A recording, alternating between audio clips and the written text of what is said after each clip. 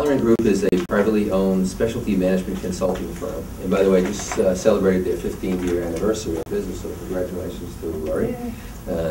Doing very well. They have about 25 full-time employees and utilize anywhere from 15 to 20 specialty subcontractors that they can draw upon as needed. Simple way to position their value proposition is that they basically complement their client development teams and fill gaps in their clinical, regulatory, quality, and program management systems. Their core competencies lie in the areas of product development, organizational optimization, quality systems design, and vendor management.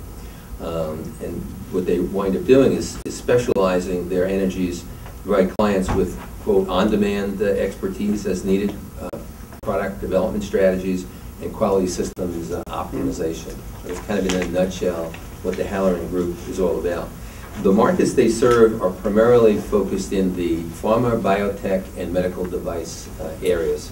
Pharma and biotech make up about 45% of the business, medical devices about 45%.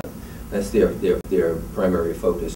Engagements in those areas range from small, where they might have an individual consultant working on a project, to a larger project, again, more of an individual group that takes that's a longer period of time, to a team project.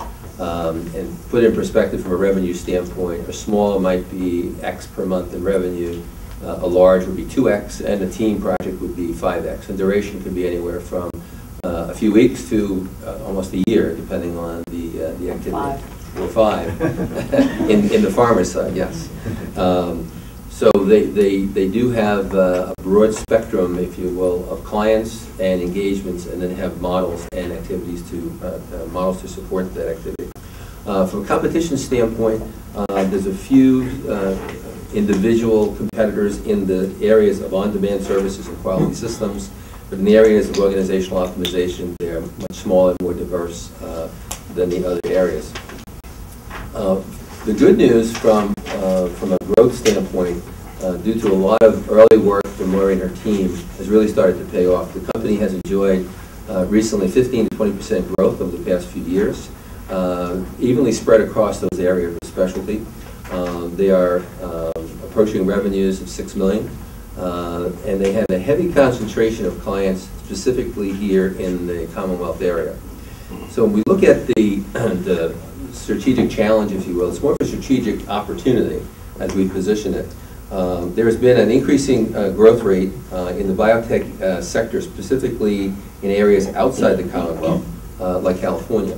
And the company does not have a presence in California and has little experience in dealing with clients in California.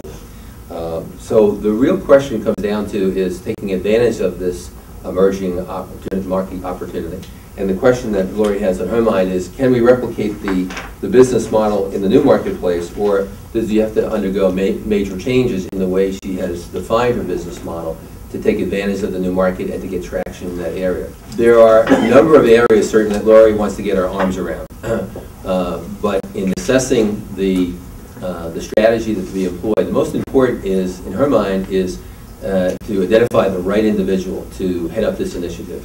Someone who understands the Halloran business model, the Halloran philosophy, has a great relationship with Laurie, and someone that can be very trusted to take on this important initiative. There's certainly other areas that need to be addressed, and what Laurie's asking today is to solicit information from the advisory group as well as the audience, really in 3 key components for a successful satellite operation startup. What are the potential hazards to consider so that they can address them up front? And then what are the type of matrices that you would put in place in a new venture operation like this in order to monitor your performance and monitor against the plan that's put in place?